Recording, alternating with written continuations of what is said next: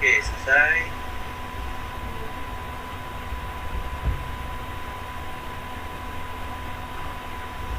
Ya, hari ini kita akan lanjutkan diskusinya masih berkaitan dengan graf ya, karena memang graf itu dibagi tiga. Jadi nanti ini ada satu lagi setelah graf yang kedua nanti akan ada yang ketiga. Jadi kita lanjutkan pertemuan berikutnya. Oke, lanjutan dari kemarin graf. Sekarang adalah graf ada di graf isomorfik. Kalau gampangannya dari isomorfik adalah gambar berbeda, bentuk berbeda cuma secara geometrisnya sama ya. Jadi kalau isomorfik yang gambar bentuknya berbeda cuma secara geometriknya sama. Nah, cara nanti membuktikan apakah kedua buah bentuk isomorfik atau bukan misalnya dengan matriks ketetanggaan. Nah, bagaimana cara melihat matriks ketetanggaan? Kita buat matriksnya aja, nanti kalau ketetanggaan atau graf matriks ketetanggaan adalah graf yang mengikuti graf ketetanggaannya. Dimana kalau ketetanggaan itu adalah simpul, kedua simpul yang dihubungkan oleh sebuah sisi. Itu nanti disebut dengan ketetanggaan. Ini ada contohnya dari matriks ketetanggaan berikut, dan kita bisa dibuat dua bentuknya. Gambar, yaitu gambar sebelah kiri dan gambar sebelah kanan.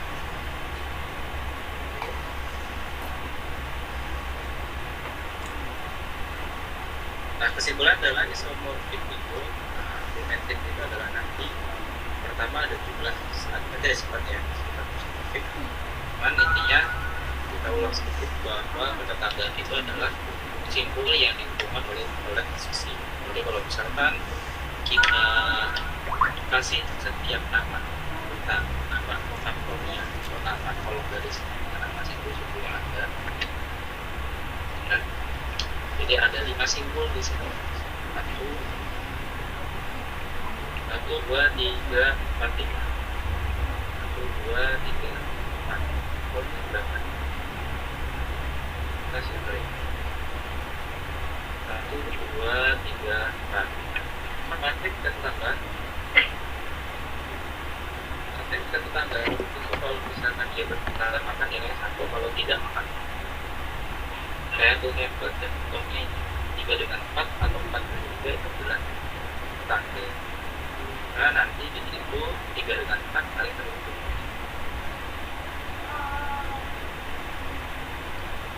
Lalu di situ 3 dengan 3 sendiri ini, kalau 3 dengan 3 sendiri itu nanti akan muncul sebuah kalang kolom. Sehingga pada simpul ketiga ada sebuah sisi belakang. Jadi seperti itu ya. Dan kedua gambar graf ini dia isomorfik atau antara satu dengan yang lain, dia geometriknya sama.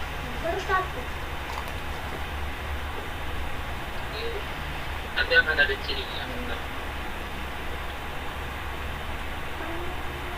Oke, kedua buah gambar isomorfik juga terdapat korespondensi satu-satu antara simpul keduanya dan antara simpul keduanya sehingga bersisi yang tetap terjaga. Dengan kata lain, misalkan sisi E bersisian dengan simpul U dan B di G1, maka sisi E absen atau sisi E lain yang berkoresponden di G2 harus bersisian dengan simpul U absen di G2.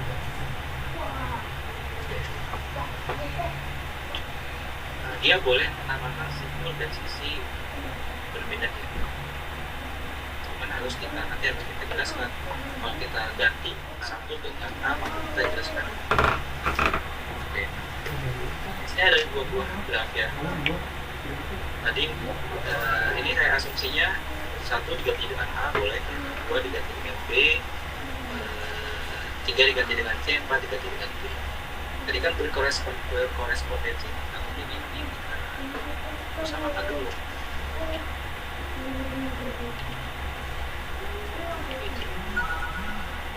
Di sini ada sebuah simpul yang bersentral simpul yang sebuah sisi namanya E. Itu menghubungkan 1 dan 3. Maka konsekuensinya nanti akan ada E aksen. Kalau ini S1 maka ada X1 aksen yang menghubungkan A dengan C. maka nanti di sini ini adalah E aksen. Jadi berkorespondensi saya.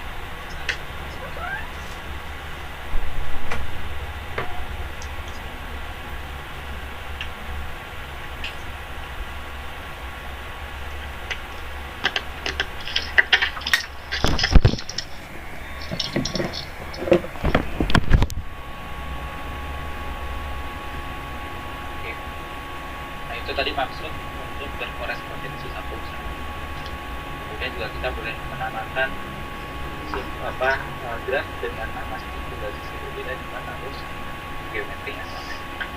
Tapi antara G3 dengan G2 maupun G1 dia berbeda ya. Kenapa? Karena harusnya di tengah-tengah itu kan ada yang menghubungkan antara 1 dan 3 dan 4 ya. Ternyata si PWX berarti ini 1, 2, 3. 1 dengan 3 ada, 1 dengan 4 nggak ada. Ini kan tulisannya 1 dengan 4 ya, cuman nggak ada nih. Maka baik G3 tidak isomorfik dengan G1, G3 juga tidak isomorfik dengan G2. Secara gambarnya formulanya berbeda, cuma secara jenis isomorfik.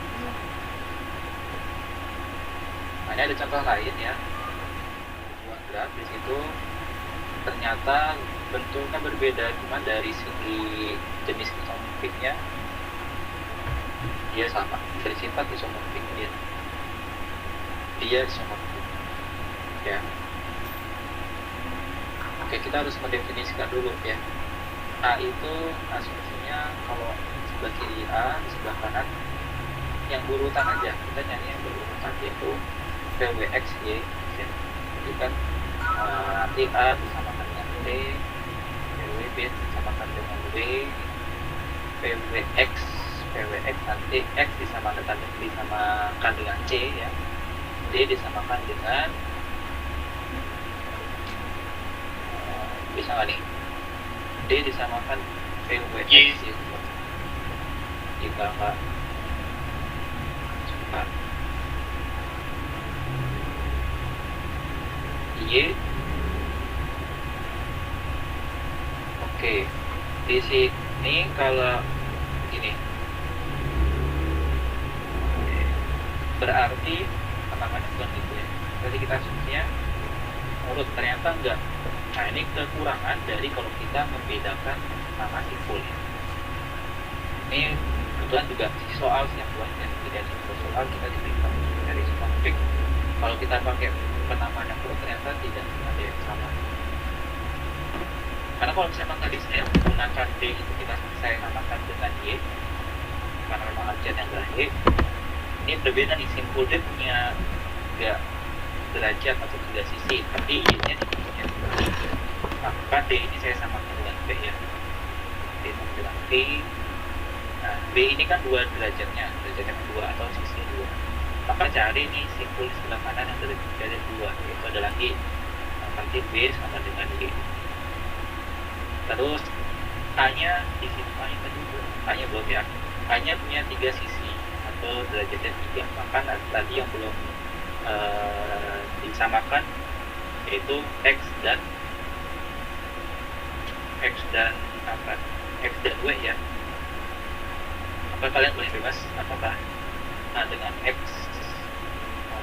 dengan W atau kebalikannya sama aja. Ternyata isomorfik, geometrinya sama. Nah, bagaimana cara kita tahu? Kan tadi kita bingung apakah isomorfik ya. Kalau tadi kita secara secara cepat kita langsung analisis, ternyata kita dapat kendala D-nya sama dengan, tapi setelah kita otak-atik akhirnya dapat bahwa tadi satu sama dengan itu. Nah, bagaimana cara membuktikannya apakah keduanya isomorfik? Tadi kita di awal sudah menyinggung kata matriks atau tetangga.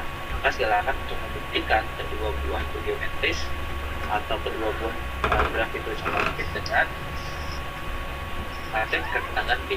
Kita akan dicek dulu. Dia urutan dia abjad yang urut X, Y, W, Z. Maksudnya kan PW, X, Y, Z ya. ternyata setelah kita susun ketetanggaannya dia saling sama, sambungnya di situ ya. Sama dia, baik sebelah kiri maupun sebelah kanan posisi satunya sama semua, maka itu isomorfik. Oke, nah di sini lagi contoh lain ya. Yang A, jadi yang pertama adalah dua buah graf isomorfik. Kita silakan cek sendiri. Yang B adalah tiga buah isomorfik. Jadi baik yang segi 5 bintang maupun tinggi segi 6 sama ya, sama-sama geometrisnya seperti ini. Nah, jadi sebelum kita pusing-pusing menentukan apakah dia isomorfik dengan dia matriks tetanggaan, kita analisa dulu masing-masing. Pertama adalah sifat isomorfik kedua buah graf itu kalau simpulnya itu sama. Jadi baik gambar A maupun gambar B simpulnya harus sama. Lalu nanti jenisnya adalah sisinya sama. Jadi jumlah semua sisi itu sama. Jadi kalau misalkan nanti kalian jumlahkan ini yang A ya, atas kayak jumlahkan simpul dan sisi yang bagian kiri, maka nanti nilai sisi dan simpul jumlahnya akan sama dengan yang sebelah kanan. Ini cek aja sendiri. Oke. Selain itu, yang nomor 3 mempunyai jumlah simpul yang sama berderajat tertentu. Mempunyai jumlah simpul yang sama berderajat tertentu. Kalau misalkan di sebelah kiri grafnya itu, yang sebelah kiri sama saja ya, yang atas ada dua simpul yang berderajat 2. Nanti di graf lain, kalau itu isomorfik ya, jadi dasarnya simpul yang berderajat 2 harus ada. Kalau misalkan yang pertama tadi yang memiliki derajat 2 ada 2 simpul. Namun ketiga syarat ini ternyata belum cukup menjamin. Bagaimana cara kita lebih detail cara membuktikannya? Ya, mungkin ini bisa jadi sebuah pertanyaan blank ya.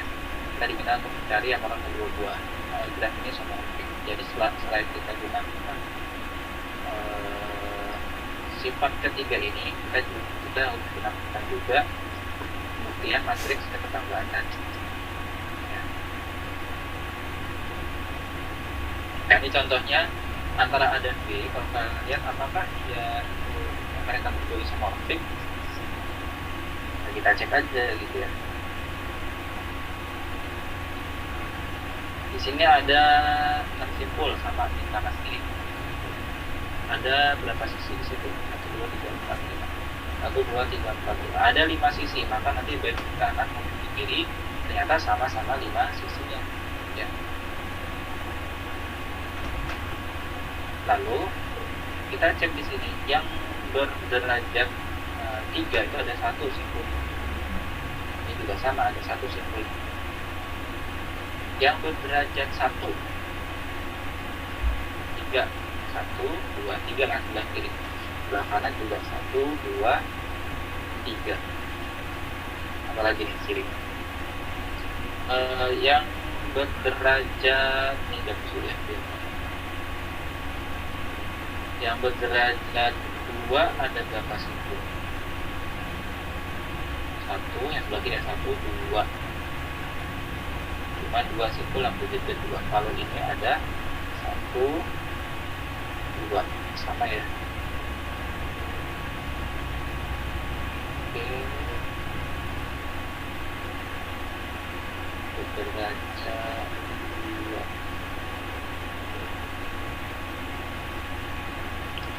Oke, kemudian tadi kita cek dari simpul sama, sisi sama, terus jumlah simpul yang berderajat tertentu juga sama.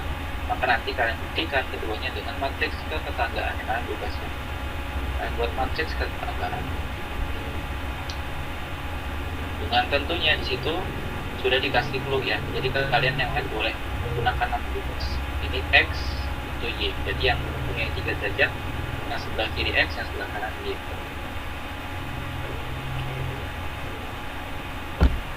Lalu yang L dengan derajat atau X ataupun Y adalah UI atau yang sebelah kanan itu adalah W. Nanti akan dicek sendiri.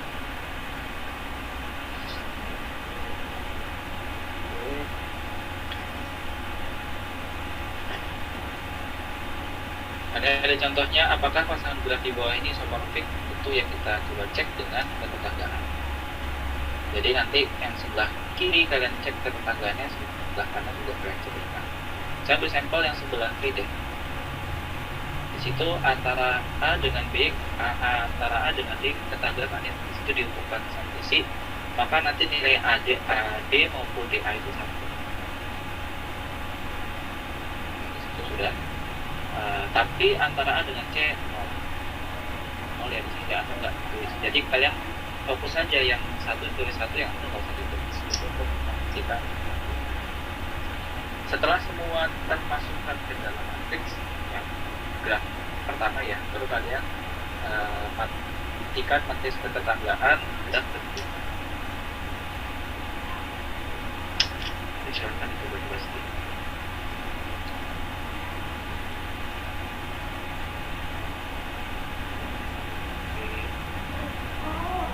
Nah, ini juga sama ya. Apakah pasangan graf di bawah ini isomorfik?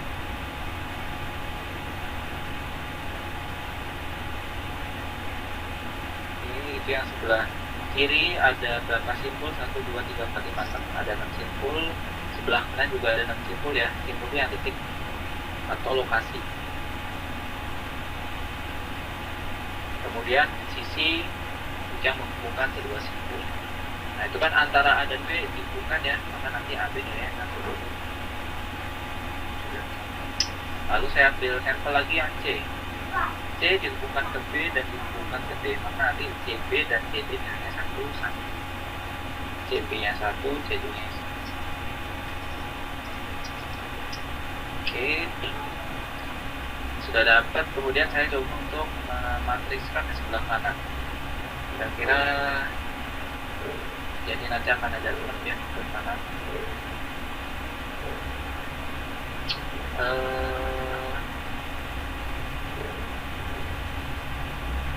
Sama ya, kalau misalkan saya keluarin ini, kayaknya kita keluarkan misalnya. Saya buat bentuknya ya. Ini cara visual aja. Ini saya keluarin ke sini ya. Sama ya, jadi nanti ada dua buah simpul yang di dalam di antara kedua buah simpul ada dua simpul 3 sisi. Setelah kita tarik keluar kan nanti akan ada dua simpul PT yang bukan 3 sisi. Maka kedua buah graf ini adalah isomorfik. Jadi gitu kali. Jadi kalau isomorfik bebas sih. Nanti kalian bisa tahu bentuknya seperti apa dengan matriks ketetanggaan bisa, atau dengan visual bisa, atau dengan sebelumnya kita cek dari jumlah sisi, jumlah simpul dan simpul derajat tertentu. Oke.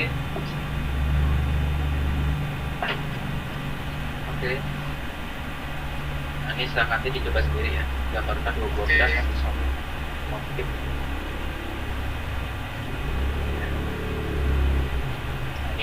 Jawabannya sudah ada, bisa akan dicek.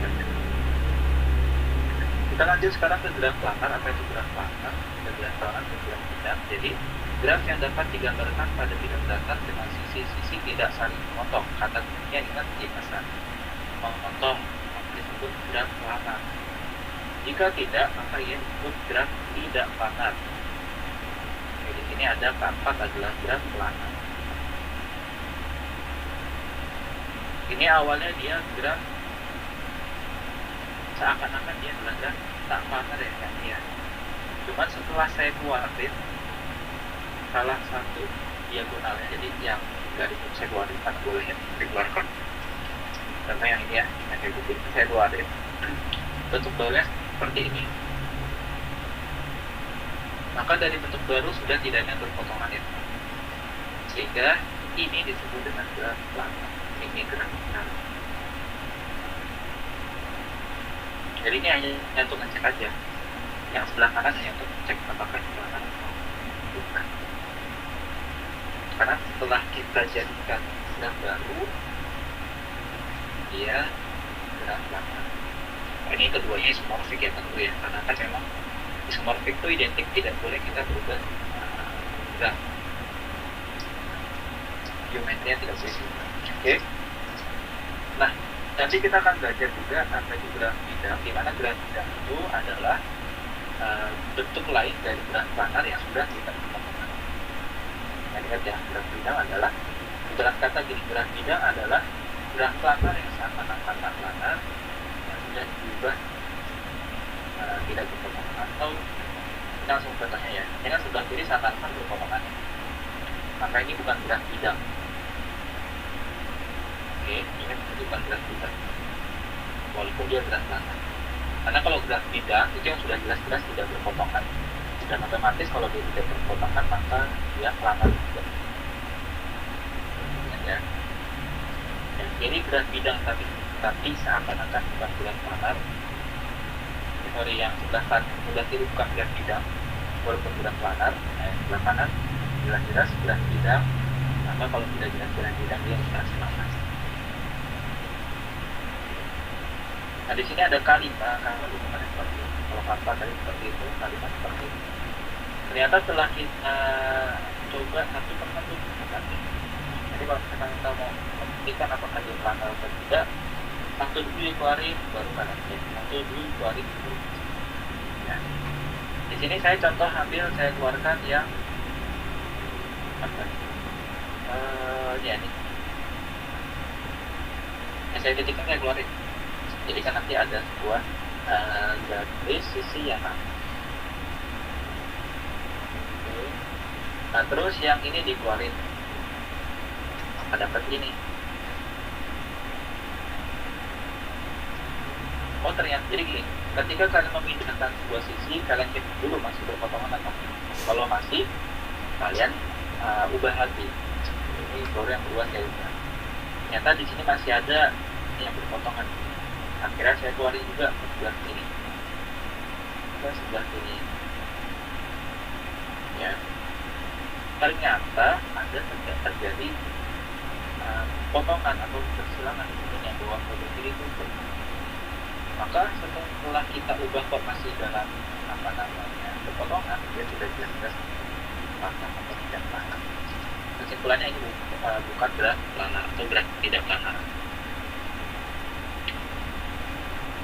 Tadi sudah graf planar yang digambarkan dengan sisi yang tidak saling berhubungan.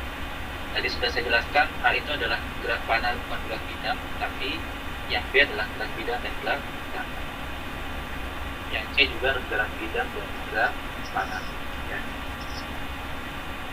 Nah, ini ada aplikasi graf planar untuk persoalan utilitas problem.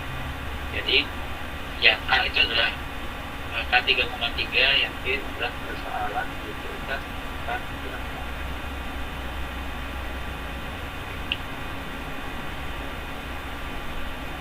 Ternyata gitu ya, dari utilitas ini hubungan gambar seperti ini tidak planar karena terhadap berpotongan. Itu yang saya bilang berpotongan. Sebentar. Kalau misalnya ini keluarin, oh iya masih berpotongan ya. Ini masalahnya saya bilang itu. Kalau misalnya kita keluarkan tetap akan ada perpotongan. Benar nggak?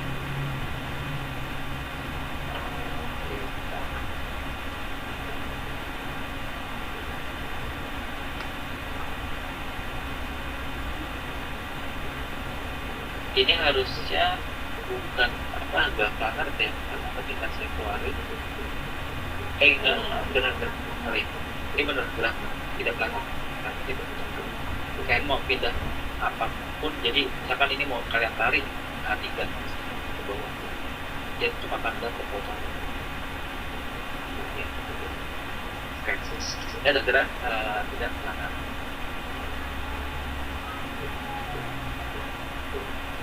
Lalu selain itu buat ini kalau cara saya enter gitu ya, caranya adalah untuk wiring itu jalur dari sebuah elektronika rangkaian IC. Kalau misalkan dia tidak planar, tadi kan kalau tidak planarnya berpotongan, kan jelas-jelas dia akan mengalami short atau korslet. Jadi penting bahwasannya graf itu kan waktu kemarin kita bahas bahwa aplikasi graf salah satunya untuk rangkaian listrik. Ternyata rangkaian listrik juga harus memiliki sifat atau jenis gerak planar. Karena kalau misalkan dia bersiraman akan menjadi short atau long.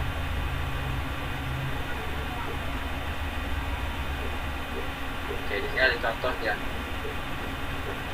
Dari gambar sebelah kiri, coba kalian satu persatu diubah atau dibuat ulang. Nah, graf ini kan yang kiri seolah-olah berpotongan. Jika kita ubah ke sebelah kanan jadi graf apa namanya, bidang. Jadi ini planar, benar ya. Tidak sebelahnya. Sedangkan kanan untuk membuktikan ternyata dia graf planar. Selain itu gambar ini juga merupakan graf panjang bidang. Graf bidangnya dari graf planar ke ya.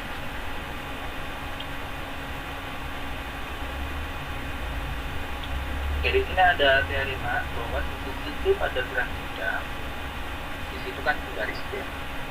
Sisi itu pada graf bidang membagi bidang dasar menjadi beberapa wilayah atau region. Wilayah region atau tugas space. Graf bidang pada gambar di bawah ini terdiri atas 6 wilayah termasuk wilayah terbuka. Jadi ini dibagi oleh sebuah sisi ya. Sama nanti ada wilayah 1, 2, 3, 4, 5 dan 6. Oke. Hubungan antara jumlah simpul M, jumlah sisi E, dan jumlah wilayah F pada graf bidang memunculkan sebuah rumus Euler. Ada sebuah rumus Euler di mana rumus Euler adalah simpul dikurangi sisi ditambah dengan wilayah sama dengan 2. Jadi N min F plus N min E plus F sama dengan 2. Nah nanti di rumus Euler ini karena diminta untuk mencari standar apakah itu wilayah, apakah itu sisi atau itu simpul, ya tinggal coba aja kan mencari simpul kan berarti 2 ditambah E ditambah F. Bentar Wilayah ditambah 2 ditambah E ditambah F. Ini silahkan dikotak habis sendiri. Oke, kita buktikan. Jadi pada gambar ini kan ada berapa simpulnya? 1, 2, 3, 4, 5, 7. N-nya ada 7, E-nya ada 11 ya. 1, 2, 3, 4, 5, 6, 7, 8, 9, 10. Wilayahnya ada 6. Maka kita susun N min E plus F sama dengan 2. N-nya 11,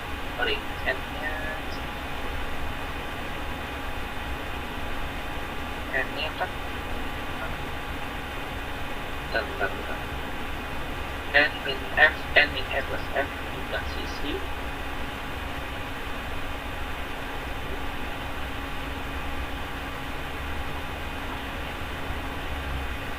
N min F, N-nya 7 min N min E min 12 tambah 6 sama dengan 2. Betul ya? 7 kurang min 6 minus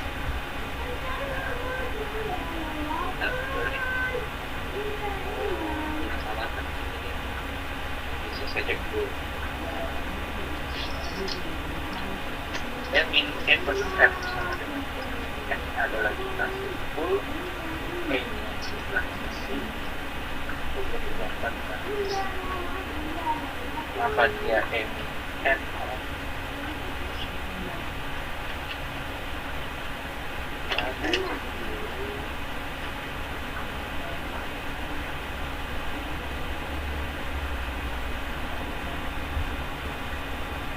Oke, ternyata ya N min E plus F, N nya 7 dikurangi 11 plus wilayahnya ada sama dengan 6. Ini justru 0. Oke, ini kayaknya sih ambil arah selatan menuju.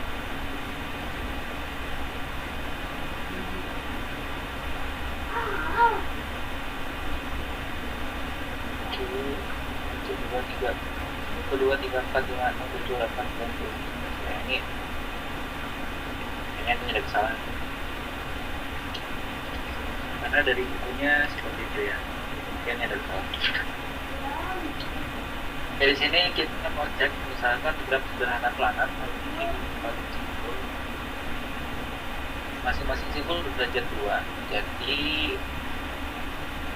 graf planar punya 24 titik dan masing-masing titik punya 4 derajat, jadi satu titik punya 4 simpul.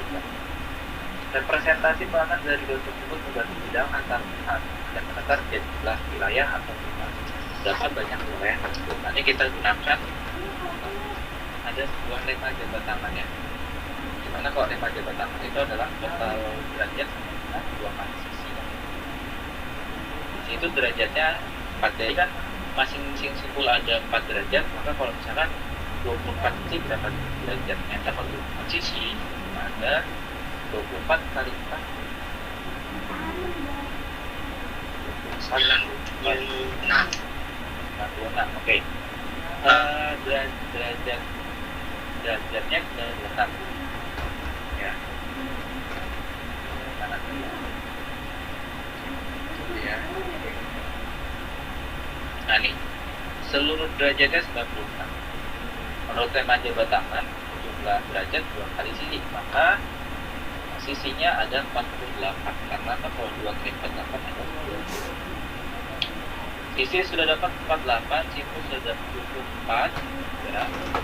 Kita tinggal cari wilayah. Kita gunakan persamaan Euler rumus Euler ya. Euler khusus derajat. Khusus kita. Rumus Euler adalah n min e plus f. Ini f-nya ditayangkan sehingga akan membentuk persamaan baru. Jadi f sama dengan 2 dikurangi n plus e. Karena nanti e pindah luas jadi positif, n pindah luas jadi negatif. Sama dengan 2 dikurangi 24, n-nya 24 kali 4. Ini adalah wilayahnya 20 dan 2.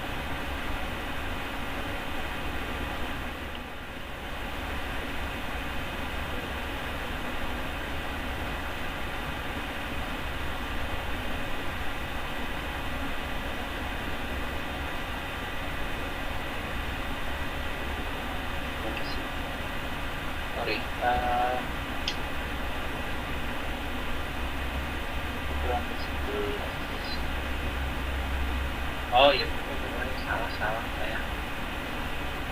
Tadi saya salah itu. Oke, ini kita ralat ya. 11 kurangi 7 kan 4. Ya, ini berarti perhitungan dia salah. Minus 11 ditambah 6 Pak. Iya bener ya, berarti kita benar tadi ya. Minus 4 tambah 6 hasilnya adalah 2.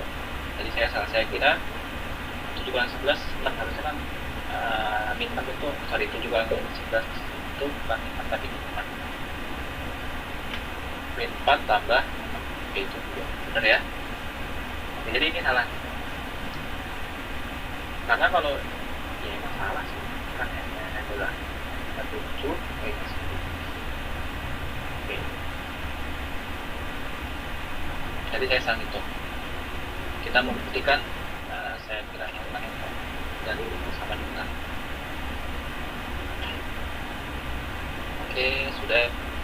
Pada graf planar sederhana terhubung dengan n2 wilayah, n2 simpul dan n2 sisi, di mana e-nya lebih besar dari 2.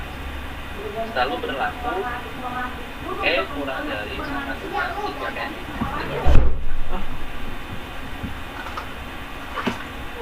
Ini nantinya akan ada ketidaksamaan Euler. Ketidaksamaan Euler. Oke. Untuk berapa ketidaksamaan Euler kita itu? Untuk menunjukkan keplanaran suatu graf sederhana. Oke. Tadi kan planar itu kita coba cek planar atau tidak, kita ubah-ubahkan kita pindahkan sisi. Ternyata kita ngecek keplanaran tidak melulu kita pindahkan, sekarang kita gunakan dan tidak samaan. Jika nanti nilai E-nya kurang dari atau sama dengan 3 dia adalah planar. Kalau ini tidak sama, tapi ternyata berbeda, maka nanti dia tidak sama.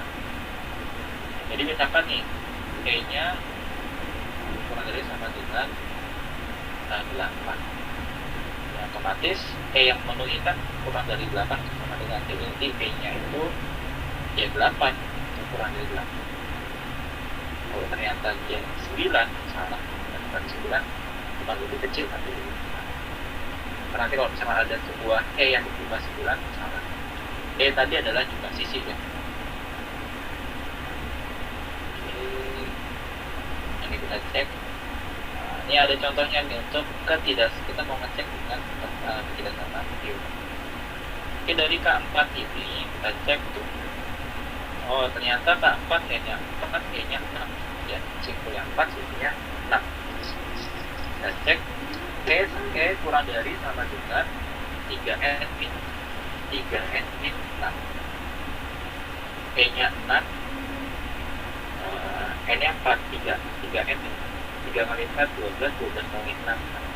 6 kurang dari sama dengan 6. Ada tanda sama dengan yang akan terjadi ya. Jadi yang ini tanpa perlu kita pindah-pindah, ini adalah kurang. Pada graf K5 di situ simpulnya ada 5. Oke, N-nya 5. E-nya ada 10. Kita cek dengan persamaannya. E-nya 10 ya, jadi 10. Ini hasil akhirnya. Caranya ceknya sebelah kanan tuh ya. E kurang dari sama dengan 3N min 6.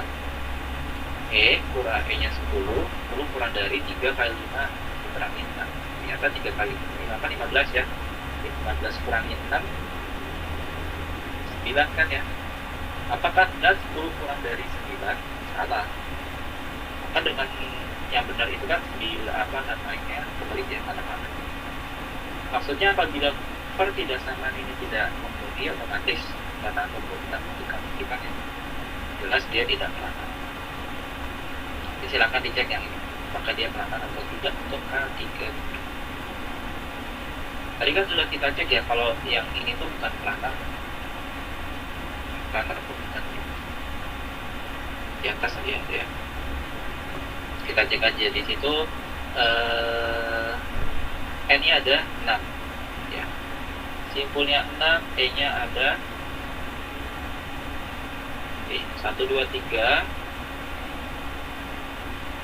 Oke, cek orek ini biar enggak nantinya 1, 2, 3 4, 5, 6 7, 8, 9. Ada 9 simpul ini. E-nya 9. Maka nanti kita gunakan pertidaksamaan E kurang dari sama dengan 9N min 6. E-nya adalah 9 kurang dari 3 kali 6. 9 kurang dari sama dengan 3 kali 18. Bentar ya, 18 dikurangi 12. Oke, ini tidak sesuai ya, karena 9. Nah, dari mana 9 kurang dari 12? Kalau mungkin ya. Dari pembuktian pertidaksamaan ternyata tidak sesuai atau tidak memenuhi, maka otomatis dia tidak sama. Oke, tidak sama. Ingat pembuktian ini.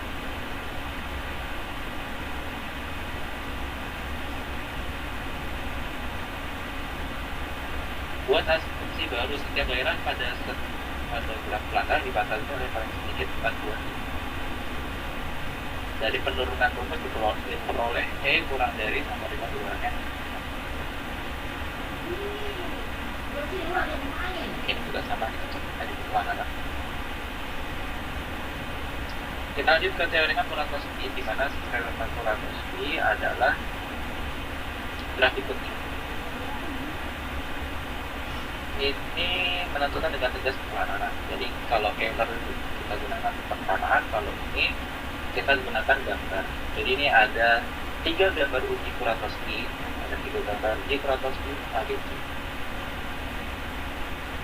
A graf Kuratowski ini, C graf yang isomorfik dengan graf Kuratowski kedua.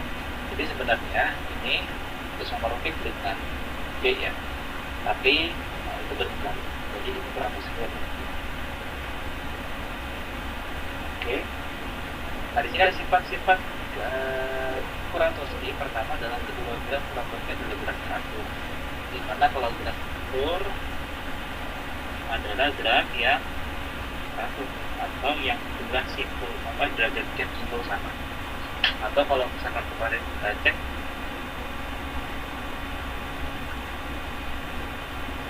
nanti kalau misalkan kita cek ya sekitar atau graf yang istilahnya satu siklus keliling lingkaran atau keliling luar yaitu dengan graf terakhir. Tadi sebenarnya graf terakhir ya. Kemudian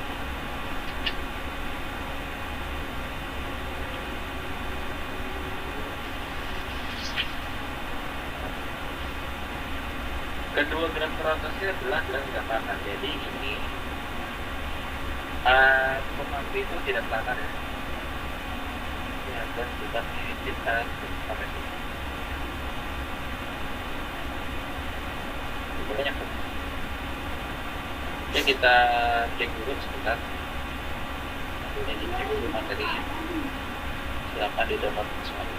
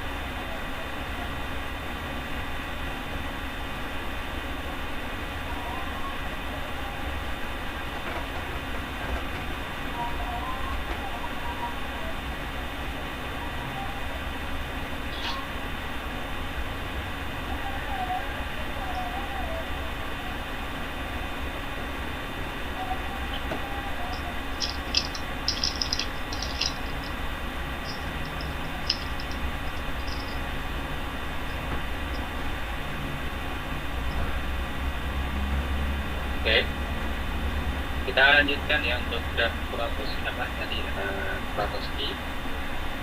bahwa kedua graf Kuratowski adalah graf planar. Penghapusan sisi atau simpul dari graf Kuratowski menyebabkan jadi graf planar. Tentu kalau satu aja dari graf Kuratowski ini kita hapus sisinya, maka nanti menjadi graf planar. Graf Kuratowski pertama adalah tidak planar dengan durasi simpul minimum, dan graf Kuratowski kedua adalah graf tidak planar dengan jumlah sisi minimum.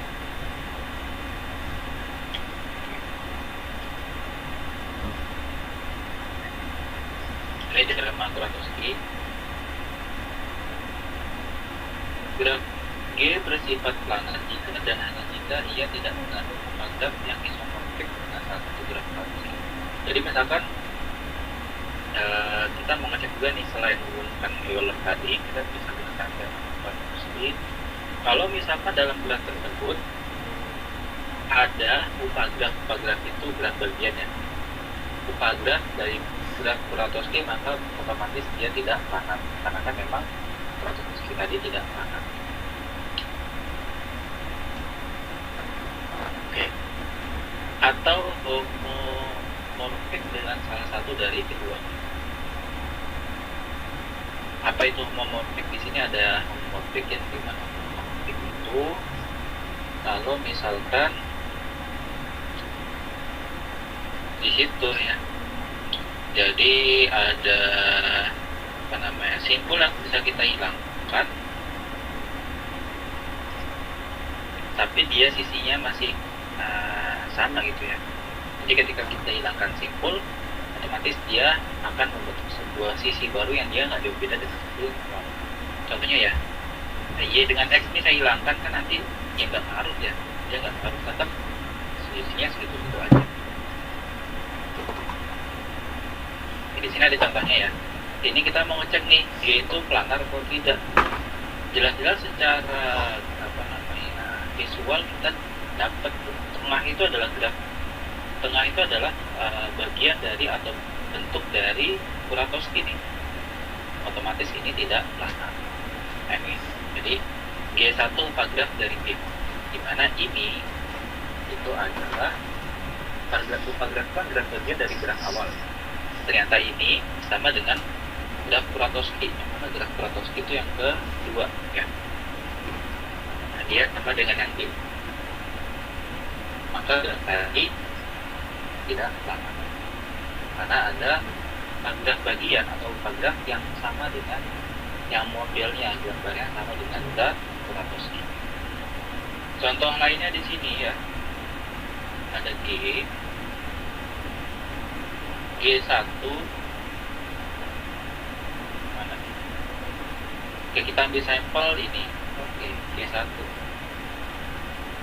Nah, di sini simpul tengahnya saya homomorfikkan. Nah, ketika saya hilangkan simpul-simpul tersebut yang akan tetap model bentukannya seperti gitu. Akhirnya kita dapat tuh yang paling sederhana, homomorfik dari upagraf G1. Ternyata ini sama dengan Kuratowski awal tadi. Gambar pertama bintang tadi ya, bintang dalam segi dua. Sehingga ini bukan graf, atau ini graf tidak planar. Setelah kita ambil graf bagian, ada yang sama dengan Kuratowski awal tadi, kan ada dua bentuk Kuratowski, 2 atau 3 tadi kan ya, atau 3 bentuk tadi. Karena kalau Kuratowski yang sama, maka dia tidak planar. Nah, ini ada Petersen ya, ada graf Petersen. Graf Petersen ini planar bukan nih. Ternyata setelah dicek dengan homomorfiknya, akhirnya paling sederhana seperti ini. Oke. Dan ini isomorfik dengan ini ya, karena tadi ada kan yang berubah seperti itu Kuratowskinya. Nah, ini Kuratowskinya. Si graf tadi mengandung Kuratowski seperti ini, mengandung graf bagian, atau ketika kita ambil graf bagian ternyata membentuk graf yang sama dengan Kuratowski, maka dia bukan atau graf tidak planar. Ini graf tidak planar. Graf Petersen merupakan graf tidak planar. Kita lanjut ke Euler, istilah lintasan dan sirkuit Euler. Kesimpulannya, lintasan Euler itu kalau misalkan dia tepat satu persatu, tepat satu kali. Jadi lintasan yang melalui masing-masing sisi. Kata kunci dari Euler dia adalah sisinya. Dia berbeda dengan Hamilton. Jadi kalau lintasan Euler ialah lintasan, lintasan ya lintasan. Lintasan Euler adalah lintasan yang melalui masing-masing sisi di dalam graf lintasan kali. Adapun sirkuitnya, sirkuit Euler, sirkuit Euler ya sirkuit itu sendiri yang tepat satu kali melewati sisi yang ada. Bedakan antara lintasan dengan sirkuit. Kalau sirkuit itu kan dari posisi awal sampai posisi. Jadi kalau sirkuit itu nanti mulainya dia sampai berhenti dia di titik semula.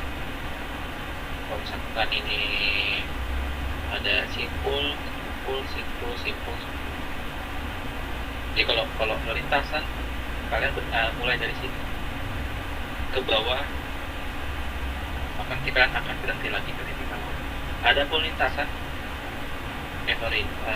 lintasan yang ini sirkuit, yang kiri yang lintasan kayak mulainya di sini, kalian kayak gini, sirkuit. Ya berhenti bukan di titik awal. Nah, grafnya mempunyai sirkuit Euler disebut graf Euler.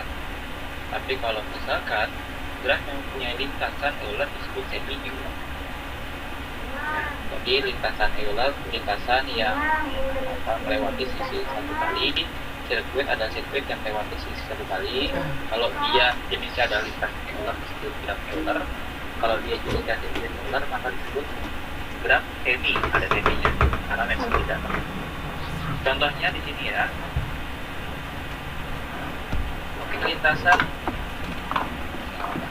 Lintasan Euler pada graf A. Ini ada berapa simpul? 4 simpul ya. Yang A itu ada 4 simpul. Saya ambil sampel satu aja. Nanti silakan yang lain. Ternyata lintasannya 3, 1, 2, 3, 4. Nah, cek nih ya perbulannya apakah dia melewati sisi 2 kali. 3, 1, 2, 3, 4, 1. Dia tidak melewati sisi 2 kali dan dia tidak berhenti pada titik awal, maka ini adalah lintasan Euler. Oke. Ada ya sebutkan nanti yang B silahkan. Ya silakan yang mau Fatisa, silakan yang mau diakhirkan nggak apa-apa karena masuk yang masih ini ya. Bisa punya silakan. Yang mau salat itu nggak apa-apa.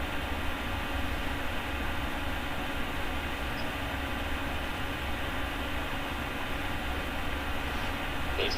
Adapun yang C itu jadi ada sebuah graf C, kita diminta untuk cek nih ada sirkuit Euler pada graf C. Bagaimana sirkuit Eulernya? Yaitu nih 1, 2, 3, 4, 7, 3, 5, 7, 6, 5, 2, 1 ya. Dia mulai dari titik 1 berakhir di titik 1 lagi. Nah kita cek 1, 2, 3, 4, 7, 3, 5, 7, 6, 5, 2, 1. Tidak ada sisi yang dilewati 2 kali. Maka ini adalah sirkuit Euler. Maka ini disebut nanti yang ini disebut dengan graf Euler. Graf yang A nanti graf semi. Itulah ya tadi dan itu contoh maksud dari graf semi dan graf Euler. Graf semi Euler dan graf Euler dicek dari apa? Dari lintasan dari lintasan Euler dan sirkuit Euler. Dia kalau Euler tidak boleh ada sisi yang dilewati dulu atau lebih dari satu dilewati. Oke, kita lanjut sedikit lagi. Jadi sampai graf Euler dan graf semi Euler. Lanjut ya. Mohon maaf ya, berapa segi sudah? Euler sudah tadi. Oke, ini semua tidak berarah ya. Sebelumnya itu tidak berarah. Graf tidak berarah memiliki lintasan Euler jika dan hanya jika terhubung dan memiliki dua buah simpul yang berderajat ganjil atau tidak ada simpul berderajat ganjil sama sekali. Jadi kalau misalkan graf tidak berarah disebut graf semi-Euler kalau misalkan ada dua buah simpul berderajat ganjil atau ya nggak ada sekalian simpul yang berderajat ganjil. Adapun graf tidak berarah nanti disebut graf Euler kalau misalkan setiap simpul berderajat genap. Ingat ya kalau graf Euler kan sirkuit Euler ya. Kalau sirkuit Euler itu yang dia mulai dari titik A misalkan yang dia berhenti di A. Silahkan dibaca aja. Adapun kalau graf berarah memiliki derajat masuk dan derajat keluar yang sama. Jadi jumlah semua derajat masuk sama dengan jumlah semua derajat keluar. Adapun lintasan Euler memiliki derajat masuk dan derajat sama kecuali dua simpul. Yang pertama memiliki derajat keluar satu lebih besar derajat masuk dan kedua memiliki derajat masuk satu lebih besar derajat keluar. Oke, ini contohnya ya. Graf berarah Euler. Ya, nanti silahkan dicek di situ. Ini jadi gini. Di sini ada kesalahannya. Kemarin saya cek sama kelas 1-nya. Jadi di situ saya ganti mana. Kalau misalkan materi ini menyebutkan bahwa yang A itu adalah graf Euler berarah. Oke. Dari A berarti di A ya. A, G, B, A, G, C, B, G, E, D, F, A. Tidak ada sisi yang dilewati dua kali dan nanti kita akan dicek ternyata jumlah sisi masuk sama dengan jumlah sisi ke luar. Sorry kalau sirkuit ini ya. Sirkuit. Sirkuit berarah. Yang berarah ya benar ya, derajat masuk dan derajat keluar sama nanti kita mengikutnya masih masuk dan derajat keluar. Ini terus ini yang C graf berarah bukan Euler maupun semi-Euler. Nanti kalau saya bilang ini adalah graf yang enggak ini benar ya, karena bingung nih dia. A, B, C terus berhenti sampai sini.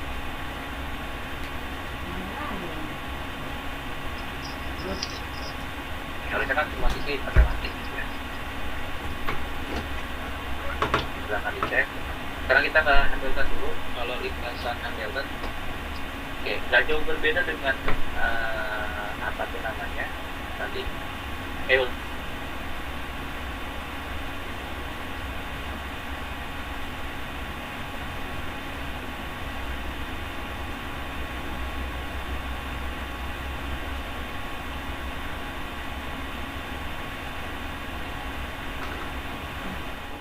Tiga, empat, lima, enam, tujuh keluar ya, keluar itu wilayah satu. Nah diminta adalah apa dia melewati pintu 41 tadi.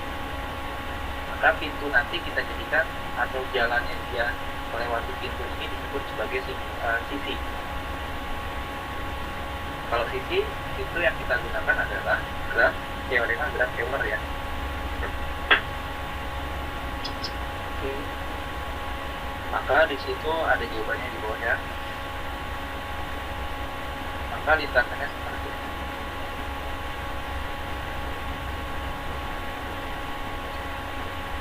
Boleh lewat pintu mana ya? Katanya saya dari satu. Dari kamar satu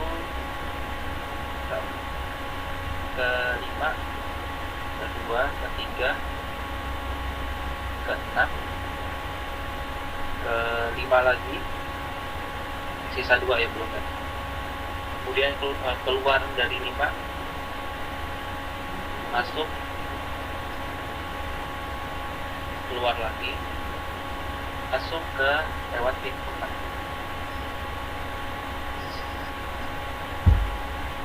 Dia main saja atau cetak puzzle ya, maka cek sendiri bagaimana caranya.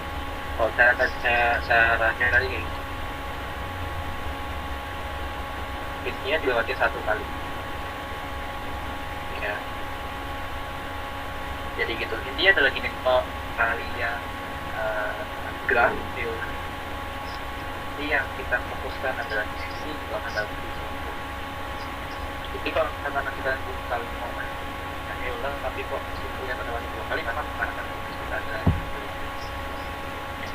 Oke, dari saya itu sekian ya. Ada yang mau ditanyakan, didiskusikan atau cukup? Yang disampaikan.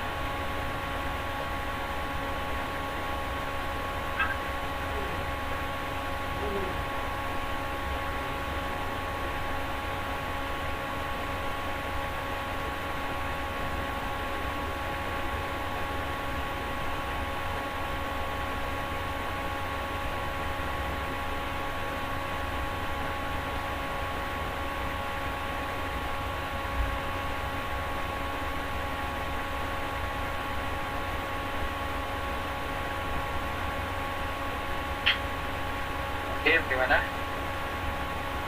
Ada yang mau ditanyakan atau dicukupkan? Silakan kabarin aja. Ya.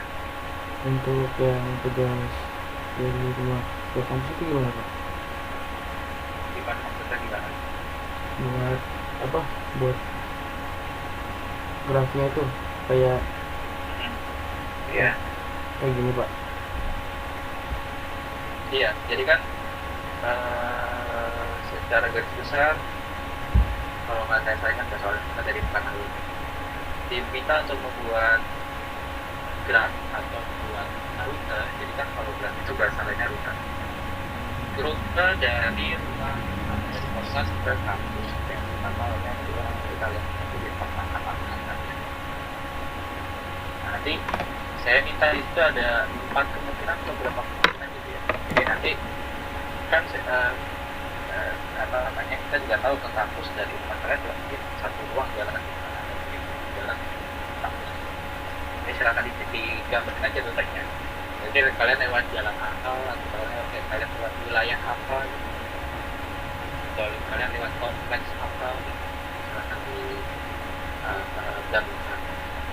Simpel tadi kalau kita mengacu pada apa namanya, itu kita bahas bahwa wilayah kita representasikan sebagai titik dan rute dari wilayah satu ke wilayah 2 atau jembatan itu kita representasikan sebagai sisi yang menghubungkan 2 wilayah.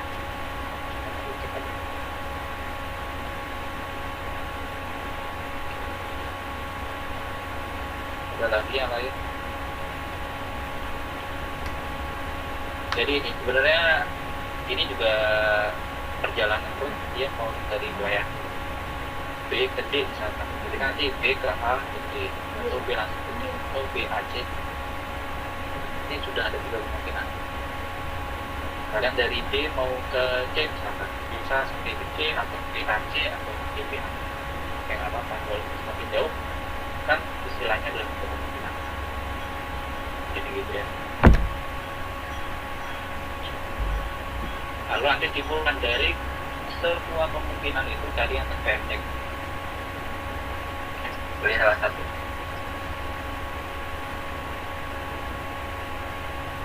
Oke. Ada lagi yang lain?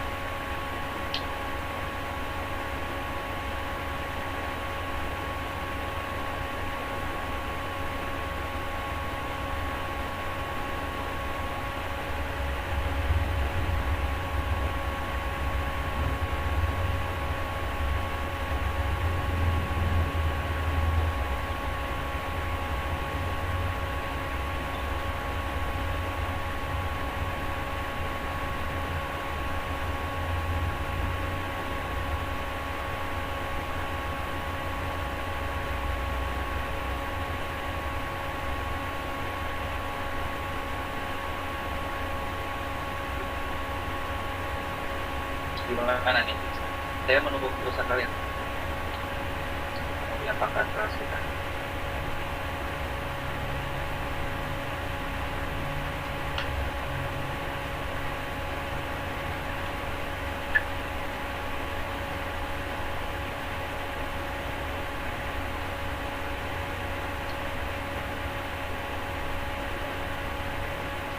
cukup aja. Cukup ya. Oke, tadi ya kesimpulan seperti itu nanti silahkan dicek ya sendiri untuk materinya dari kampus juga sudah diberikan atau yang video di YouTube diberikan ya. Kesimpulan adalah graf ya maupun nanti planar isomorfik itu ada cara pembuktiannya. Kalau salah satu pembuktian dari isomorfik dengan matriks ketetanggaan, penting dari planar dengan Platowski atau dari rumus Euler bisa integral planar digunakan untuk melihat dia melewati sebuah sisi tepat satu kali. Kalau Hamilton tadi digunakan untuk kita melewati simpul tepat simpul. Nah, itu dari saya, semoga apa yang kita diskusikan bisa bermanfaat dan tidak berarti. Kurang lebih dari saya maaf. Jadi selamat malam, wassalamualaikum